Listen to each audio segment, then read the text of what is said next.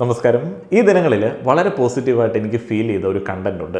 Mathrubhumi literature ഫെസ്റ്റിവലിന്റെ വേദിയിൽ ധ്യാൻ ശ്രീനിവാസൻ പങ്കെടുത്ത ഒരു സെഷൻ. ഓരോ തവണ ഞാൻ യൂട്യൂബിന്റെ ആപ്പ് ഓപ്പൺ ചെയ്യുന്ന സമയത്തും ഓരോ ക്ലിപ്പിങ്ങുകൾ കാണാൻ പറ്റും. 2-3 ദിവസമായി ഒരു പരിപാടി. അപ്പോൾ ഈ 2-3 ദിവസമായിട്ട് ഇതിങ്ങനെ ഓരോന്നോരോന്ന് കാണുമ്പോൾ എൻ്റെ ആ ഒരു നിമിഷം ഭയങ്കര ലൈറ്റോ റിലാക്സ്ഡ് ആയതുപോലെ ഫീൽ ചെയ്യും. നമ്മളിൽ കുറേയധികം ആളുകൾ അല്ലെങ്കിൽ ഈ ഒരു തലമുറയിലുള്ള ഒരു വലിയ കൂട്ടം ആളുകൾ പറയാൻ ആഗ്രഹിക്കുന്ന എന്നാൽ വേദി കിട്ടാത്ത, ആരും പറയാൻ സമ്മതിക്കാത്ത കാര്യങ്ങളൊക്കെയാണ് വളരെ സിമ്പിളായിട്ട് ധ്യാൻ അവിടെ നിന്ന് പറയുന്നത്. അതേപോലെ ഇതിനകത്തൊരു സ്പെഷ്യാലിറ്റി എനിക്ക് ഫീൽ ചെയ്തത് ലിറ്ററേച്ചർ ഫെസ്റ്റിവലിൻ്റെ വേദിയാണ്. ഈ ലിറ്ററേച്ചർ ഫെസ്റ്റിവലിലൊക്കെ ഒരു തവണയെങ്കിലും പങ്കെടുത്തിട്ടുള്ള ആളുകൾക്കറിയാം, അവിടെ കുറച്ചും കൂടെ ഒരു ഇൻ്റലക്ച്വലി എലീറ്റ് ആയിട്ടുള്ള അല്ലെങ്കിൽ അത്തരത്തിൽ ഭാവിക്കുന്ന അല്ലെങ്കിൽ അത്തരത്തിൽ ആളുകൾക്ക് തോന്നുന്ന ആളുകൾക്കാണ് മേൽക്കോയ്മ. അങ്ങനെയുള്ള വേദികൾ, അവരുടെ ചർച്ചകൾ, ആ ഒരു ടോപ്പിക്കുകൾ എന്നൊക്കെ പറയുന്നത് നമുക്ക് പലപ്പോഴും അരസികമായിട്ട് ഫീൽ ചെയ്യും. എന്നാൽ അത് വലിയ ഗംഭീരമായിട്ട് അവരവിടെ നടത്താറുണ്ട്. മാതൃഭൂമി ലിറ്ററേച്ചർ ഫെസ്റ്റിവലിൽ കുറച്ചും കൂടെ ഈ സെലിബ്രിറ്റി പ്രാതിനിധ്യമുണ്ട്. യുവാക്കളുടെ ഒരു കടന്നുവരവുണ്ട്. അപ്പോൾ യുവതയെ ആകർഷിക്കാൻ പറ്റുന്ന ആളുകളെ അവർ അവിടെ അണിനിരത്താറുണ്ട്. ധ്യാൻ ശ്രീനിവാസൻ ആ ഒരു വേദിയിലേക്ക് വരുമ്പോൾ ലിറ്ററേച്ചർ ഫെസ്റ്റിവലിൽ പോയിട്ടുള്ള ആളുകൾക്കറിയാം, അതിൻ്റെ ആ ഒരു കൺവെൻഷനൽ ആയിട്ടുള്ള രീതികൾ മുഴുവൻ ഭേദിക്കപ്പെടുകയാണ്. ചോദ്യം ചോദിക്കുന്ന ആളുകൾക്ക് വലിയ സ്വാതന്ത്ര്യമുണ്ട്. ധ്യാൻ ശ്രീനിവാസൻ പറയുന്നത് വലിയ സ്വാതന്ത്ര്യത്തോടെയാണ്. അങ്ങോട്ടും ഇങ്ങോട്ടും കൊടുക്കൽ വാങ്ങലുകളൊക്കെ അതിവിനയത്തോടെ കൈകാര്യം ചെയ്യപ്പെടുന്നു. ഒരു ജനാധിപത്യം അവിടെ ഉണ്ട്. സാധാരണ ലിറ്ററേച്ചർ ഫെസ്റ്റിവലുകളിൽ നമുക്ക് ഈ പറയുന്ന സംഗതികൾ കാണാൻ പറ്റില്ല. അതാണ് എനിക്ക് ഈ ഒരു സെഷൻ കണ്ട സമയത്ത് തോന്നിയൊരു സംഗതി. അതേപോലെ ആ ഒരു വേദിയിൽ നിന്ന് എനിക്ക് ഫീൽ ചെയ്തൊരു കാര്യം, നമ്മളുടെയൊക്കെ ജനറേഷൻ കഴിഞ്ഞിട്ടുള്ള ആളുകൾ അല്ലെങ്കിൽ നമ്മളുടെ മുൻതലമുറയിലേക്ക് ഉള്ള ആളുകൾ, അവരിൽ കുറേയധികം ആളുകൾ ശ്വാസം അടക്കി പിടിച്ചിട്ടാണ് ധ്യാൻ പറയുന്ന കാര്യങ്ങൾ കേൾക്കുന്നത്. കാരണം അവർക്ക് ഒട്ടും റിലേറ്റ് ചെയ്യാൻ പറ്റുന്നില്ല. എങ്ങനെ ഇത് പോസിബിൾ ആവും, അങ്ങനെയല്ലല്ലോ രീതികൾ എന്നുള്ളൊരു ചിന്തയിലാണ് അവർ ആ ഒരു കാര്യങ്ങൾ കേൾക്കുന്നത്. അതുമായി ബന്ധപ്പെട്ട ചില ചോദ്യങ്ങളൊക്കെ വേദിയിൽ നിന്ന് വരുന്നുണ്ട്. എന്നാൽ യുവതലമുറ ഭയങ്കര റിലാക്സ്ഡ് ആണ്. ബാക്കിയുള്ള ലിറ്ററേച്ചർ ഫെസ്റ്റിവലിലെ ആളുകൾ സംസാരിക്കുന്ന ടോപ്പിക്കുകളിൽ ഇവരുടെ എക്സ്പ്രഷൻ അല്ല ധ്യാനിൻ്റെ വേദിയിലിരിക്കുന്ന സമയത്ത് ഭയങ്കര റിലാക്സ്ഡ് ആണ്. ഞാൻ പറയുന്ന പല കാര്യങ്ങളും കൺവെൻഷണൽ മെത്തേഡുകളെ പൊളിക്കുന്ന കാര്യങ്ങളാണ്. അതിൽ ഏറ്റവും പ്രധാനപ്പെട്ട ഒരു കാര്യമുണ്ട്. അതിനകത്ത് ആ ശ്വാസമുട്ടലിനെ കുറിച്ചിട്ട് ഞാൻ പറയാം. അത് ഇത് കണ്ടപ്പോഴാണ് എനിക്ക് തോന്നിയത്. എന്ന് പറയുന്ന മഹാന്റെ ഇവിടെ മഹാന്റെ മകനല്ലെങ്കിൽ ധ്യാൻ ഇന്നിവിടെ ഇരിക്കില്ല. അത് സത്യമാണ്. സത്യമാണ്. അതിൽ കൂടുതൽ സത്യമുണ്ട്. രണ്ടാമത് ഈ ഹിപ്പോക്രൈറ്റ്, റെസിലിയൻസ്, ഇങ്ങനെയുള്ള ചില വാക്കുകൾ 3 പ്രാവശ്യം എൻട്രൻസ് തോറ്റ ഒരാൾ പറഞ്ഞതുകൊണ്ട് ഓഡിയൻസിനെ കയ്യിലെടുക്കാൻ പറ്റത്തില്ല. അല്ല, ഓഡിയൻസിനെ അവരൊക്കെ കൈയടിച്ച് അതവരടിക്കും. കാരണം ആദ്യം ശ്രീനിവാസനെ മനസ്സിലാക്കുക, എന്നിട്ട് വേണം ശ്രീനിവാസനെ പറ്റി ക്രിട്ടിസൈസ് ചെയ്യാൻ. വിസ്ഡം എന്നെ പറ്റി ഷേക്സ്പിയർ പറഞ്ഞ എന്താന്ന് അറിയാം. ഞാൻ മറുപടി പറയണോ? ഇപ്പൊ എന്താന്ന് വെച്ചാ, ഈ ചേട്ടൻ ഇപ്പൊ ശ്രീനിവാസനെ മനസ്സിലാക്കുന്ന, ശ്രീനിവാസൻ ഏറ്റവും അടുത്ത് ചേട്ടനോടാ ശ്രീനിവാസനെ ഏറ്റവും അടുത്ത് മനസ്സിലാക്കിയ ആള് ഞാനാ. എൻ്റെ അച്ഛനാണ്. മനസ്സിലായില്ലേ? ഞാൻ മനസ്സിലാക്കിയ അത്രയൊന്നും ചേട്ടൻ എന്തായാലും മനസ്സിലാക്കിയിട്ടുണ്ടാവില്ല ശ്രീനിവാസനെ കുറിച്ച്. അതെന്തായാലും ഇല്ല. ഇതൊക്കെ പറഞ്ഞാൽ എനിക്കൊരു കാര്യം പറയാം, എനിക്ക് ലോകത്തിൽ ഏറ്റവും സ്നേഹവും ഇഷ്ടമുള്ള മനുഷ്യൻ എൻ്റെ അച്ഛനാണ്. അയാൾ കഴിഞ്ഞിട്ടേ ഉള്ളൂ എനിക്ക് ലോകത്തിലെന്തും. പക്ഷേ അഭിപ്രായങ്ങളും നമ്മുടെ ഐഡിയോളജിയിലും വ്യത്യാസം വരും. അത് അച്ഛനായിക്കോട്ടെ, മോനായിക്കോട്ടെ, നമ്മുടെ ഇതായിക്കോട്ടെ. അപ്പോൾ എനിക്ക് പുള്ളി പറഞ്ഞ പല കാര്യങ്ങളോടും എനിക്ക് എതിരഭിപ്രായമുണ്ട്. അത് ഞാൻ തുറന്നു പറഞ്ഞിട്ടുണ്ട്. അതേ പുള്ളിയും അങ്ങനെ തുറന്നു പറയുന്ന ആളായത് കൊണ്ടാണ് ഇത് പറഞ്ഞതുകൊണ്ട് ഇപ്പം ചേട്ടൻ ഇങ്ങനെ ചോദിച്ചില്ലേ, അതുപോലെ എൻ്റെ അച്ഛൻ എന്നോട് ചോദിക്കില്ല. അതാണ് ചേട്ടനും എൻ്റെ അച്ഛനും തമ്മിലുള്ള വ്യത്യാസം. നിങ്ങൾക്ക് ലിറ്ററേച്ചർ ഫെസ്റ്റിവലിൻ്റെ വേദികളിലെ പൊതുവികാരം എന്താണ് എന്നുള്ളത് ഈ ഒരു ചോദ്യത്തിൽ നിന്ന് മനസ്സിലാക്കാം. എന്ന് പറഞ്ഞാൽ ആ ഒരു വേദിയിൽ അവർ കണ്ട് ശീലിച്ചിട്ടില്ല. ആ ഒരു ചോദ്യം ചോദിച്ചിട്ടുള്ള അങ്കിൾ അദ്ദേഹത്തിൻ്റെ ജീവിത കാലയളവിലൊന്നും അത്തരത്തിലുള്ള ഒരു വ്യക്തിയെ ആ ഒരു സ്റ്റേജിൽ കണ്ടിട്ടില്ല. അതേപോലെ ശ്രീനിവാസൻ്റെ വിമർശനങ്ങൾ എപ്പോഴും കൈയടിച്ച് പ്രോത്സാഹിപ്പിച്ച ഒരു കൂട്ടം ആളുകളാണ് കേരള ജനത. അപ്പോൾ ആ ഒരു വിമർശനങ്ങൾ ശ്രീനിവാസൻ പറയുമ്പോൾ ആളുകൾ അംഗീകരിക്കും. എന്തുകൊണ്ടാണെന്ന് വെച്ച് കഴിഞ്ഞാൽ അദ്ദേഹത്തിന് ഈ ഒരു ലിറ്ററേച്ചറുമായിട്ട് വലിയ കണക്ഷനുണ്ട്. എഴുത്തുകാരെ വലിയ രീതിയിൽ ബഹുമാനിക്കുന്ന ആളുകളാണ് നമ്മൾ. എന്നാൽ അദ്ദേഹത്തിൻ്റെ മകൻ ലിറ്ററേച്ചർ ബാക്ക്ഗ്രൗണ്ടുകൾ കാണിക്കാൻ പറ്റാത്ത, ഫ്രീ ആയിട്ട് സംസാരിക്കുന്ന സാധാരണക്കാരനായിട്ടുള്ള അദ്ദേഹത്തിൻ്റെ മകൻ അദ്ദേഹത്തിനെ വിമർശിക്കുന്ന സമയത്ത്, അല്ലെങ്കിൽ അദ്ദേഹം അടക്കമുള്ള ആളുകളുടെ ചില കാര്യങ്ങൾ എഴുത്തുകാരെയൊക്കെ ചോദ്യം ചെയ്യുന്ന സമയത്ത് അംഗീകരിക്കാൻ പറ്റില്ല. അതാണ് ആ ഒരു ശ്വാസമുട്ടൽ എന്ന് പറയുന്നത്. ഇത് ഭയങ്കര രസകരമായിട്ടുള്ള ഒരു സെഷനാണ്. സൊസൈറ്റി ഡിസൈൻ ചെയ്തിട്ടുണ്ടല്ലോ ഒരാൾ എങ്ങനെ ആവണം, എങ്ങനെ ആവരുത് എന്നുള്ളത്. ഇപ്പോൾ കരിയറിൻ്റെ കാര്യത്തിലും ഇതേപോലെ കലാ സാംസ്കാരിക മേഖലകളിലും എങ്ങനെ ആയിരിക്കണം പ്രമുഖർ എന്നുള്ളതിനൊരു ഡിസൈൻ ഉണ്ടല്ലോ. ആ ഒരു ഡിസൈന് വിരുദ്ധമായിട്ട് ചെയ്യുന്ന ഒരാളാണ്. അപ്പോൾ അങ്ങനെ ഒരാൾ വേദിയിലെത്തുകയും അങ്ങനെ ഒരാൾക്ക് വേദി കിട്ടുകയൊക്കെ ചെയ്യുന്നത് വലിയ ശ്വാസമുട്ടൽ ഉണ്ടാക്കുന്ന ഒരു സംഗതിയാണ്. കാരണം ഞാൻ പലപ്പോഴും ഈ ലിറ്ററേച്ചർ ഫെസ്റ്റിവലൊക്കെ ആയിട്ട് കണക്ട് ചെയ്ത് നിൽക്കാറുണ്ട്. അതിൻ്റെ മറ്റേ എഴുത്തുകുത്ത് പരിപാടിയല്ല, ടെക്നിക്കലായിട്ടുള്ള കാര്യങ്ങളിൽ നമ്മളുടെ കമ്പനി വർക്ക് ചെയ്യാറുണ്ട്. അപ്പോൾ അവിടെയൊക്കെ ഞാൻ കാണാറുണ്ട് അവിടെ സ്വാഗതം കിട്ടുന്ന ആളുകളല്ല നമ്മളീ പറയുന്ന സോ കോൾഡ് ഇൻഫ്ലുവൻസേഴ്സോ അല്ലെങ്കിൽ നമ്മളെ സാധാരണക്കാരെ ഇൻഫ്ലുവൻസ് ചെയ്യുന്ന ആളുകളോ അങ്ങനെയുള്ള ആളുകൾ. അവിടെയാണിത്. ഇനി ഇതിൻ്റെ ബാക്കിയുണ്ട്. അപ്പോൾ ഒരുപാട് ഇന്റർവ്യൂസ് കണ്ടിട്ടുണ്ട്. ഇന്റർവ്യൂസ് കാണുമ്പോൾ അധികം കുടുംബകാര്യങ്ങൾ തന്നെ പറയും, കേൾക്കാൻ ഇഷ്ടമുള്ളതുകൊണ്ടും രസവും ഉള്ളതുകൊണ്ടും ആളുകൾ കൈയടിക്കുന്നുണ്ട്. പക്ഷേ ചേട്ടൻ ഇപ്പോൾ ആ സാറ് പറഞ്ഞതിന് കണ്ടിന്യൂഷൻ അല്ല, എന്നാലും ഞാൻ ചോദിക്കുകയാണ്, ഈ വിസ്ഡം എന്ന് പറഞ്ഞൊരു വാക്ക് ഉപയോഗിച്ചു. അതായത് നമ്മൾ ഒരുപാട് വായിക്കുന്ന ആൾ എന്തായിക്കോട്ടെ, വിസ്ഡം എവിടെ എങ്ങനെ പറയണം എന്നുള്ളത് ഒരു പ്രാധാന്യമുള്ളതാണെന്ന് പറയുന്നു. അപ്പോൾ ഓൾറെഡി ഒരു അച്ഛനാണ്, വേറൊരു അച്ഛന്റെ മകനാണ്, പ്രശസ്തന അച്ഛന്റെ മകനാണ്. നാളെ നമ്മുടെ മോളും പ്രശസ്തന ഒരു അച്ഛന്റെ മകളാണ്. അപ്പോൾ മോള് നാളെ ഈ നേരത്തെ അഭ്യനാരെ ഇഷ്ടമാണെന്ന് പറഞ്ഞ ആ ഇന്റർവ്യൂ ഒരുപാട് വർഷങ്ങൾക്ക് ശേഷം ഇപ്പൊ വൈറലായതുപോലെ പിന്നീട് അച്ഛൻ പറയുന്ന ഇന്റർവ്യൂ പലതും ചിലപ്പോൾ മോള് വലുതായ വൈറലാവാൻ സാധ്യതയുണ്ട്. അപ്പൊ ഞാൻ ചോദിക്കുന്നത്, ഇവിടെ ഒരു അച്ഛനെ പറ്റിയിട്ടും ഒരു ഫാമിലിയെ പറ്റിയിട്ടും മോശം എന്നല്ല പറയുമ്പോൾ നല്ലത് മാത്രം പറയണം, അല്ലെ? നല്ലത് പറയാത്തത് കൊണ്ടാണല്ലോ എന്നെ വിളിച്ചിരുത്തി എന്താണ് ഞാൻ ചെയ്യേണ്ടതെന്ന് അച്ഛൻ ചോദിച്ചിരുന്നെങ്കിൽ അങ്ങനെ ഒരു സംഭവം ഉണ്ടാവില്ലായിരുന്നു എന്ന് പറഞ്ഞതിനെ തുടർന്ന് ഞാൻ പറയാം. അപ്പൊ ആ ഫാമിലിയെ പറ്റി നല്ലത് മാത്രം പറയുക എന്നുള്ളൊരു സിറ്റുവേഷൻ ഈ സാഹചര്യത്തിൽ ഉണ്ടാക്കിയിരുന്നെങ്കിൽ നന്നായിരുന്നില്ലേ എന്ന് തോന്നിയില്ലേ? ഇന്റർവ്യൂ കഴിഞ്ഞിട്ട് വീട്ടിൽ പോകുമ്പോൾ ഭാര്യയോ അമ്മയോ മറ്റോ ഇതിനെപ്പറ്റി ചർച്ച ചോദിക്കും, മോനെ നീ അങ്ങനെ പറഞ്ഞത് മോശമായി അച്ഛനെ പറ്റി എന്ന് ചോദിച്ചാൽ എന്ത് മറുപടി അവരോട് പറയും? അല്ലെങ്കിൽ സ്വയം അങ്ങനെ തോന്നിയിട്ടുണ്ടോ? സെൽഫ് അനലൈസ് നടത്തിയിട്ടുണ്ടോ? ഇതാണ് ഞാൻ പറഞ്ഞത്, നമ്മുടെ കൺവെൻഷണൽ ആയിട്ടുള്ള ചിന്താരീതികൾക്ക് വിരുദ്ധമായിട്ടുള്ള കാര്യമാണ് പറയുന്നത്. ഇപ്പം ധ്യാൻ ശ്രീനിവാസന്റെ മുൻപത്തെ ഒരു ഇന്റർവ്യൂവിൽ അദ്ദേഹം പറഞ്ഞ ഒരു കാര്യം ഉണ്ടായിരുന്നു, വലിയ തമാശയായിട്ട് ആളുകൾ ഷെയർ ചെയ്ത ഒരു സംഗതിയാണ്. അച്ഛൻ വയ്യാതെ ഹോസ്പിറ്റലിൽ കിടക്കുന്ന സമയത്ത് അമ്മയ്ക്ക് പൊറോട്ട വേണമെന്ന് പറഞ്ഞു. ഇത് കേൾക്കുന്ന സാധാരണക്കാർ മജോറിറ്റി അതിലെ ഹാസ്യമാണ് ഉൾക്കൊള്ളുന്നത്. എന്നാൽ കൺവെൻഷണൽ ആയിട്ട് ജീവിക്കുന്ന ചിന്തിക്കുന്ന ആളുകൾ, ഇതുപോലെയുള്ള ഞാൻ പറഞ്ഞ സിസ്റ്റമാറ്റിക് ആയിട്ടുള്ള ഒരു എലീറ്റ് രീതിയിൽ ജീവിക്കുന്ന ആളുകൾക്ക് അതിനകത്തെ ഹാസ്യം ഉൾക്കൊള്ളാനായിട്ട് പലപ്പോഴും പറ്റില്ല.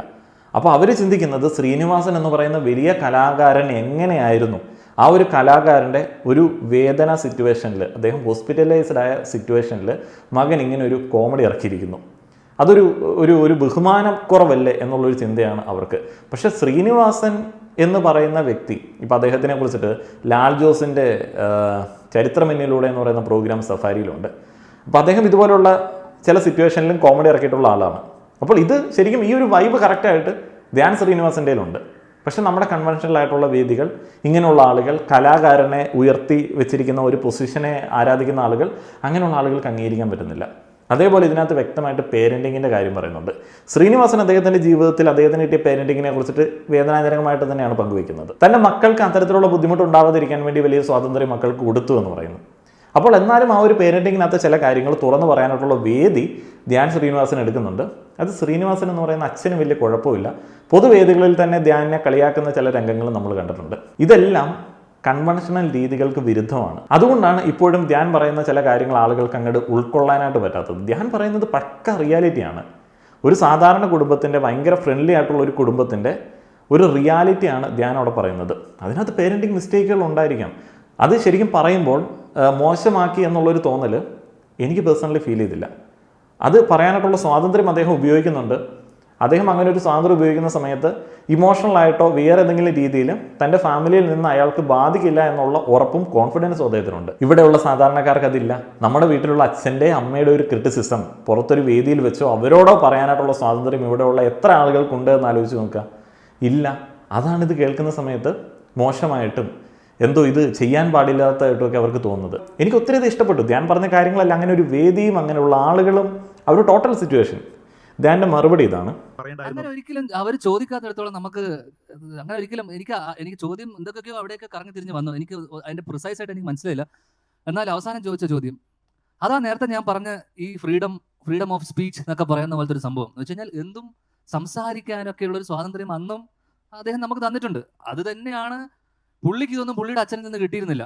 അതുകൊണ്ടാണ് പുള്ളി ഈ പറഞ്ഞ സ്വാതന്ത്ര്യമൊക്കെ ഞങ്ങൾക്ക് തന്നിരുന്നു. ഈ പറഞ്ഞ എന്തും തുറന്നു പറയാനുള്ളതും തുറന്നു പറയാൻ ഞാൻ നേരത്തെ വിസ്ഡം എന്ന് പറയാൻ കാരണം വെച്ച് കഴിഞ്ഞാൽ ആൾക്കാർക്ക് പ്രത്യേകിച്ച് എനിക്കിപ്പോൾ എൻ്റെ വീട്ടിലെ ഒരാളെ പറ്റിയിട്ടോ എനിക്ക് എൻ്റെ അമ്മയെ പറ്റിയിട്ടോ രണ്ട് വാക്ക് പറയുന്ന സമയത്ത് അവർ ചിലപ്പോൾ ആ സെൻസിൽ എടുത്തുന്നിരിക്കും. പക്ഷെ മോഹൻലാൽ എന്ന് പറയുന്ന മഹാനടനെ പറ്റിയിട്ട് അദ്ദേഹം പറയുന്നത് ചിലപ്പോൾ ആ സെൻസിൽ ആൾക്കാർ എടുക്കണം നിർബന്ധമില്ല. അതും പ്രത്യേകിച്ച് അവർക്കിടയിൽ ഒരു വിള്ളൽ, ഒരു ഫ്രിക്ഷൻ അവരുടെ ഒരു സൗഹൃദത്തിൽ വന്നതിന് ശേഷം ഇങ്ങനെ ഒരു സ്റ്റേറ്റ്മെന്റ് പറയുമ്പോൾ അതൊരിക്കലും ശരിയായ നടപടിയല്ല എന്ന് എനിക്ക് തോന്നുന്നു. പേഴ്സണലി അതെന്റെ പേഴ്സണൽ അഭിപ്രായം മാത്രമാണ്. അതിലെനിക്ക് യാതൊരു തെറ്റും തോന്നുന്നില്ല. നമുക്ക് മേ ബി അവര് നമ്മളൊരു സൗഹൃദം നിൽക്കേ അല്ലെങ്കിൽ ഒരു നമുക്ക് എല്ലാവർക്കും അറിയാം സരോജ് കുമാർ എന്ന് പറഞ്ഞ സിനിമയ്ക്ക് ശേഷം അവർക്കിടയിൽ ഒരു സ്പ്ലിറ്റ് വന്നിട്ടുണ്ട്. കാരണം അവരിപ്പോഴും വർഷങ്ങൾക്ക് ശേഷം അവർ സംസാരിക്കാറ് പോലുമില്ല.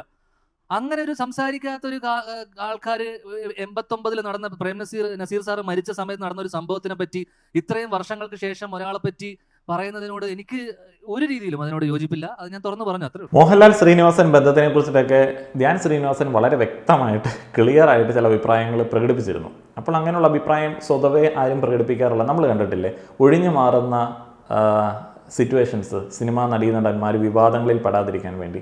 പക്ഷെ ഇവിടെ ഒഴിഞ്ഞു മാറാതിരിക്കുകയും തൻ്റെ സ്റ്റാൻഡ് പറയുകയും ചെയ്യുന്ന, അതും അൺകൺവെൻഷനലാണ്, നമ്മുടെ രീതികൾക്ക് വിരുദ്ധമാണ്. അതും ശ്രീനിവാസൻ്റെ മോൻ എന്ന് പറയുന്ന ചിന്തയിലാണ് പല ആളുകളും നോക്കുന്നത്. അപ്പോൾ അതിനകത്ത് ഒരു ഇതുണ്ട്. ഇപ്പം ശ്രീനിവാസൻ്റെ മകൻ എന്ന് പറയുന്ന ഒരു രീതിയിൽ അദ്ദേഹത്തെ നോക്കിക്കാണുന്ന ഒരു കൂട്ടം ആളുകളുണ്ട് എന്നുണ്ടെങ്കിലും, ധ്യാൻ ശ്രീനിവാസൻ എന്ന് പറയുന്ന ഒരു ഐഡൻറ്റിറ്റിയെ ഇപ്പോഴത്തെ തലമുറ വേറൊരു രീതിയിൽ നോക്കിക്കാണുന്നുണ്ട്. കാരണം അദ്ദേഹത്തിൻ്റെ പ്രാക്ടിക്കൽ ലൈഫ് എക്സ്പീരിയൻസുകൾ നർമ്മത്തിൽ ചാലിച്ച് ഷെയർ ചെയ്യാറുണ്ട്. ധ്യാനിന് ഇൻ്റർവ്യൂ സ്റ്റാർ എന്നൊക്കെ പറഞ്ഞ ആളുകൾ കളിയാക്കുന്ന ഒരു കാലഘട്ടത്തിൽ നമ്മളിങ്ങനെ വിചാരിക്കും ഇയാൾ എന്തുവാണ് ഈ ചെയ്യുന്നത് എന്നുള്ളത്. പക്ഷേ കുറച്ച് ഇങ്ങനെ ഇയാളെ കേട്ട് ഇങ്ങനെ അവസാനത്തിലേക്ക് വന്ന സമയത്താണ് എനിക്ക് മനസ്സിലായത് ഇയാൾക്ക് ശ്രീനിവാസൻ്റെ റേഞ്ചിൽ നിന്നിട്ട് കഥ പറയാനായിട്ടും കൺവിൻസ് ചെയ്യാനായിട്ടുള്ള കഴിവുണ്ട്.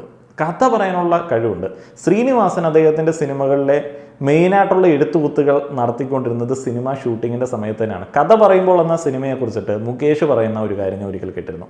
ആ ഒരു സിനിമയിൽ ആദ്യം പുള്ളിക്കാരൻ പ്രസൻറ്റ് ചെയ്യുന്ന ഒരു കഥയിൽ വളരെ കൺവിൻസ്ഡ് ആവുകയും ഇവർ ആ ഒരു സിനിമയിലേക്ക് വരികയും എന്നാൽ ഷൂട്ടിങ്ങിൻ്റെ തലേ ദിവസം എന്താണെന്ന് പറഞ്ഞത് എന്നുള്ളത് ശ്രീനിവാസൻ മറക്കുകയും ചെയ്യുന്നു. അപ്പോൾ അത്തരത്തിൽ വളരെ ലാഘവമായിട്ട് ഇവർ നോക്കിക്കാണുന്ന സംഗതികളാണ്. എന്നാൽ അവർക്ക് പെട്ടെന്ന് തന്നെ അത് രൂപപ്പെടുത്തിയെടുക്കാനായിട്ടുള്ള ഒരു കഴിവുണ്ട്. എനിക്കൊന്ന് ധ്യാനം കുറച്ചും കൂടെ കഴിയുമ്പോഴത്തേന് ആ ഒരു രീതിയിലേക്ക് കഥകൾ പ്രസൻറ്റ് ചെയ്യാനായിട്ടും പറയാനായിട്ടും എഴുതാനായിട്ടും ഒക്കെ ഉള്ള രീതിയിലേക്ക് വരും. ശ്രീനിവാസൻ്റെ അതേ ആർജവത്തോടെ വിമർശനങ്ങൾ ഉന്നയിക്കുന്നത് നമ്മൾ ധ്യാനം മാത്രമേ കണ്ടിട്ടുള്ളൂ. അതിപ്പോൾ ഈ അച്ഛനെ വിമർശിക്കുക എന്ന് പറയുന്നത് കുറേയധികം ആളുകൾക്ക് അംഗീകരിക്കാൻ പറ്റാത്തതാണെന്നുണ്ടെങ്കിലും ശരിക്കും വിമർശനങ്ങൾ അവിടെ നിന്ന് തന്നെയല്ലേ സ്റ്റാർട്ട് ചെയ്യേണ്ടത്. അങ്ങനെ ഒരു ഹെൽത്തി അന്തരീക്ഷം കുടുംബത്തുണ്ട് എന്നുണ്ടെങ്കിൽ അതിൻ്റെ ഒരു സാധ്യത വേറെ തന്നെയാണ്. ഇപ്പോൾ ഞാൻ കോളേജിൽ പഠിക്കുന്ന സമയത്ത് ഞാൻ തീരെ മണ്ടനായിട്ട് കോളേജിലേക്ക് പോവുകയാണ്. നമ്മുടെ തേവര കോളേജിൽ കുറേ അധ്യാപകരുണ്ടായിരുന്നു. അപ്പോൾ പേഴ്സണലി കുറേയധികം ആളുകളോട് പൊളിറ്റിക്കലി നമുക്ക് യോജിക്കാൻ പറ്റത്തില്ല എന്നുണ്ടെങ്കിലും അവരന്ന് പറഞ്ഞൊരു കാര്യമുണ്ട്, വിമർശനങ്ങൾ അവിടെ നിന്ന് തുടങ്ങണം. അങ്ങനെ ടീച്ചർമാരെ നമ്മൾ വിമർശിച്ചിട്ടാണ് അന്ന് തുടങ്ങുന്നത്. ഇതൊരു മാധ്യമ സ്ഥാപനത്തിൻ്റെ സിനിമ പഠിപ്പിക്കുന്ന ഒരു സ്കൂളിൻ്റെയൊക്കെ ഒരു പൊതു സ്വഭാവമായിരുന്നു അന്ന്. അതിൽ നിന്ന് കുറേ പഠിക്കാൻ പറ്റിയിട്ടുണ്ട്. വിമർശനങ്ങൾ കുടുംബത്തിൽ നിന്ന് തന്നെ സ്റ്റാർട്ട് ചെയ്യുന്നതിനകത്ത് ഒരു പ്രശ്നമില്ല. ഇതെല്ലാം കൺവെൻഷണൽ രീതികൾക്ക് വിരുദ്ധമാണ്. ഒരു ക്രിറ്റിസിസം തൻ്റെ ഏറ്റവും അടുത്ത ഒരാൾ പറയുമ്പോൾ അത് ഒട്ടും അംഗീകരിക്കാൻ പറ്റാത്ത ആൾക്കാരാണ് ഇവിടെയുള്ള ആൾക്കാർ. ഇനി തീരെ ദഹിക്കാത്ത വേറൊരു സംഗതി പ്ലേ ചെയ്യാവേ. ഞാൻ മനസ്സിലാക്കിയെന്ന് വെച്ച് കഴിഞ്ഞാൽ ഞാൻ 5ാം ക്ലാസ്സിൽ പഠിക്കുന്ന സമയത്ത് അച്ഛൻ ഞാൻ പഠിച്ചിരുന്ന സ്കൂളിൽ ഗസ്റ്റായിട്ട് വന്ന സമയത്ത് 5ാം ക്ലാസ്സിൽ ഓവറോൾ ക്ലാസ് ടോപ്പറായിട്ട് എന്ന് വെച്ചാൽ 5ാം ക്ലാസ്സിലെ എല്ലാ സെക്ഷനിലും ടോപ്പറായിട്ട് പ്രൈസ് വാങ്ങിച്ച ആളാണ് ഞാൻ അച്ഛൻ്റെ കയ്യിൽ. 10ാം ക്ലാസ് വരെ നന്നായി പഠിച്ചിരുന്നു. അപ്പം എന്താ മെയിൻ പ്രശ്നം എന്ന് വെച്ച് കഴിഞ്ഞാൽ, നേരത്തെ ഇതിനിടയിലുള്ള പ്രശ്നം വെച്ചാൽ മൂത്ത മകൻ ഭയങ്കരമായിട്ട് എക്സൽ ചെയ്യുമ്പോൾ എന്ന് വെച്ച് കഴിഞ്ഞാൽ, ഇപ്പം മൂത്ത മകൻ 2 മക്കൾ ഉണ്ടാകുമ്പോൾ സ്വാഭാവികമായിട്ടും അച്ഛനമ്മമാർക്ക് കൂടുതൽ കെയറിങ്, അല്ലെങ്കിൽ ആരാണ് ഉഴപ്പൻ എന്നൊരു കൺസേൺ, നേരത്തെ പറഞ്ഞ പോലെ മറ്റവൻ രക്ഷപ്പെട്ടോളും ഇവൻ നശിച്ചു പോകുന്നുള്ളൊരു ചിന്ത വന്ന് തുടങ്ങിയത് എനിക്ക് തോന്നുന്നു 10ാം ക്ലാസ് കഴിഞ്ഞപ്പോഴാണ്. കാരണം ചേട്ടൻ ഭയങ്കര നന്നായിട്ട് പാടും പഠിക്കും എന്ന് വെച്ചാൽ എക്സ്ട്രാ കരിക്കുലർ ആക്ടിവിറ്റീസും അതോടൊപ്പം തന്നെ പഠനവും ഭയങ്കര സ്ട്രോങ് ആയിരുന്നു. 10ാം ക്ലാസ് വരെ ഈ പറഞ്ഞ കമ്പാരിസൺ ഒന്നും ഇല്ല. 10ാം ക്ലാസ്സിൽ എനിക്ക് മാർക്ക് കുറഞ്ഞപ്പോൾ, ഈ മാർക്ക് കുറഞ്ഞതെന്ന് വെച്ച് കഴിഞ്ഞാൽ എനിക്ക് 89% 89.5% ആണ് എനിക്ക് 10th മാർക്ക് കിട്ടിയത്. അത് കുറവാണെന്ന് എൻ്റെ അമ്മ പറഞ്ഞിട്ട്, കാരണം അത് കുറവാണെന്ന് പറയാൻ കാരണം ചേട്ടന് 94% മാർക്ക് 10ാം ക്ലാസ്സിൽ കിട്ടിയതാണ്. സോ ആ 5% കമ്പാരിസൺ വരുന്നത് മൂത്ത ആൾക്ക് കൂടുതൽ കിട്ടിയ സ്ഥലത്ത് ഇളയ ആൾക്ക് 89 കിട്ടിയുള്ളൂ. സോ അവൻ നശിച്ചു. അതേ എൻ്റെ കൂടെ പഠിച്ചിരുന്ന 58-60 ജസ്റ്റ് പാസ്സായ വീട്ടിലുള്ള കുട്ടികളുടെ എൻ്റെ കൂട്ടുകാരൻ, അടുത്ത കൂട്ടുകാരന് അവൻ്റെ അച്ഛൻ ബൈക്കും കാറും വരെ വാങ്ങിച്ചു കൊടുത്തു. കാരണം അവൻ തോക്കൂന്ന് വിചാരിച്ചതാ. ഓക്കെ, അപ്പൊ എന്താ ഇവിടുത്തെ പ്രശ്നം? ഈ പാരന്റ്സിന്റെ ചിന്താഗതി തന്നെയാണ് പ്രശ്നം. എന്നുവെച്ചാൽ ഈ 90% മാർക്ക് എന്ന് പറഞ്ഞാൽ കുറഞ്ഞ മാർക്ക് അനുഭവമായിട്ടും പറയും, ഒരിക്കലും എന്നുവെച്ചാൽ ഭയങ്കര നല്ല മാർക്കാണ് ആ സമയത്ത്. പക്ഷേ അതിന് മുന്നേ വരെ 9ാം ക്ലാസ്സിലൊക്കെ ഭയങ്കരമായിട്ട് നമ്മളെ പ്രതീക്ഷ കൊടുത്തതാണ് തെറ്റുപറ്റിയത്. ഈ പ്രതീക്ഷ ഞാൻ തുടക്കം തൊട്ടേ കൊടുത്തില്ലായിരുന്നെങ്കിൽ, ഞാൻ തോറ്റു പഠിച്ചിരുന്നെങ്കിൽ ഈ പറയുന്ന യാതൊരു പ്രശ്നവും ഇവർക്ക് ഉണ്ടാവില്ലായിരുന്നു. അപ്പൊ നമ്മൾ അച്ഛനമ്മമാർക്ക് പ്രതീക്ഷ കൊടുക്കാതിരിക്കുക, അതാണ് നമ്മൾ ശ്രദ്ധിക്കേണ്ടത്. ആവശ്യമില്ലാത്ത പ്രതീക്ഷ കൊടുക്കാതിരിക്കുക. 10ാം ക്ലാസ് വരെ ഞാൻ പഠിച്ചില്ലായിരുന്നെങ്കിൽ ഈ പറഞ്ഞ യാതൊരു പ്രശ്നവുമില്ല. പിന്നെ ഏട്ടൻ ഒരുത്തൻ ഇതിനേക്കാളൊരുത്തൻ ഇങ്ങനെ നിൽക്കുമ്പോൾ നമുക്ക് സ്വാഭാവികമായിട്ടും അയാള് ജീവിതത്തിലെ വില്ലനാണ്. എൻ്റെ ആര്? വിനീത്. ഓക്കെ, വിനീത് ഏട്ടൻ. അപ്പോ കാരണം എന്റെ ജീവിതത്തില് അല്ല, എനിക്ക് ഏപ്രിൽ 11 റിലീസുണ്ട്. സ്വാഭാവികമല്ലേ, ഇത് കേൾക്കുന്ന സമയത്ത് അവിടെ ഇരിക്കുന്ന പേരൻസിൽ ഒരു വലിയ കൂട്ടം ആളുകൾക്ക് ശ്വാസം മുട്ടും. പേരൻസിന് പ്രതീക്ഷ കൊടുക്കരുത് എന്നുള്ളത്. ഞാൻ പലപ്പോഴും ഇവിടെ പേരൻറ്റിങ്ങിനെ കുറിച്ചിട്ട് വീഡിയോ ഇടുന്ന സമയത്ത് പൂരത്തെറിയാണ്, നീ ഒരു സ്വാർത്ഥനാണ്, നീ അങ്ങനെയാണ് ഇങ്ങനെയാണ്, ടോക്സിക് പേരൻറ്റിങ്ങിനെ കുറിച്ചിട്ടൊക്കെ പറയുമ്പോൾ അത് നിങ്ങളുടെ വിധിയാണ്, അത് സഹിക്കണം, അതാണ് ജീവിതം എന്നുള്ളതാണ് ആളുകൾ പഠിപ്പിക്കുന്നത്. അങ്ങനെയല്ല. പേരൻസ് ആണെന്നുണ്ടെങ്കിലും ഓരോ വ്യക്തിയാണല്ലോ അവർക്കുണ്ടാവുന്ന മക്കൾ എന്ന് പറയുന്നത്. അവരും വ്യക്തികളാണല്ലോ. ഇന്ന് കണ്ട സിനിമയിൽ വളരെ വേദനാജനകമായിട്ടുള്ള ഒരു സിറ്റുവേഷൻ ഉണ്ടായിരുന്നു, മറ്റേ തുണ്ട് സിനിമയിൽ. അതും ആ ഒരു തുണ്ട് സിനിമയിലെ ഒരു ചെറിയ തുണ്ട് സീനാണ്. പക്ഷെ ഭയങ്കര ടച്ചിങ് ആയിരുന്നു. ശ്രദ്ധ കിട്ടാതെ വളർന്ന ഒരു ബാല്യകാലം ആകെ മൊത്തം അത് ഭയങ്കര ടച്ചിങ് ആയിരുന്നു കേട്ടോ. അങ്ങനെയുള്ള സിറ്റുവേഷൻ പല ആളുകൾക്കും ഉണ്ടാവാറുണ്ട്. ഇപ്പോൾ സിംഗിൾ മദറൊക്കെയാണ്. സിംഗിൾ മദേഴ്സിനെ നമ്മൾ ഗ്ലോറിഫൈ ചെയ്യാറുണ്ട്. പക്ഷേ സിംഗിൾ മദറാണ്, അദ്ദേഹത്തിൻ്റെ പാർട്ട്ണർ ഇല്ലാത്തൊരു സിറ്റുവേഷനിൽ അതിൻ്റെ കുറേയധികം പ്രശ്നങ്ങളുണ്ട്, സാമ്പത്തിക ബുദ്ധിമുട്ടുകളുണ്ട്, ഇതെല്ലാം ഉണ്ട്. സിംഗിൾ മദർ ആണ് എന്നുണ്ടെങ്കിലും മക്കളെ ആ രീതിയിൽ കെയർ ചെയ്തില്ല എന്നുണ്ടെങ്കിൽ ആ ഒരു കൊച്ചിൻ്റെ ബാല്യകാലം പോയില്ലേ. ഇവിടെ മാത്രത്തിൽ തന്നെയാണ് നമ്മൾ ഉദ്ദേശിക്കേണ്ടത്. ഈ കഴിഞ്ഞ ഇടയ്ക്ക് സ്ത്രീ ശാക്തീകരണ വേദികളിലൊക്കെ ഏറ്റവും കൂടുതൽ കേട്ടിരുന്ന, അല്ലെങ്കിൽ ചില ആളുകൾ അവരുടെ ഫേസ്ബുക്ക് പോസ്റ്റ് ഇട്ടിരുന്ന ഒരു കാര്യമാണ്, ഒരു പെൺകുട്ടി നല്ല കുട്ടിയാണെന്ന് പറയിപ്പിച്ച് കഴിഞ്ഞാൽ അവളുടെ ജീവിതത്തിൽ ഏറ്റവും വലിയ ലോക്ക് അതാണ്. നല്ല കുട്ടി, നല്ല പെൺകുട്ടി എന്ന് പറയുമ്പോൾ സ്വാതന്ത്ര്യം കുറവാണ്. അത് ഈ സമൂഹത്തിൻ്റെ പൊതു രീതിയാണ്.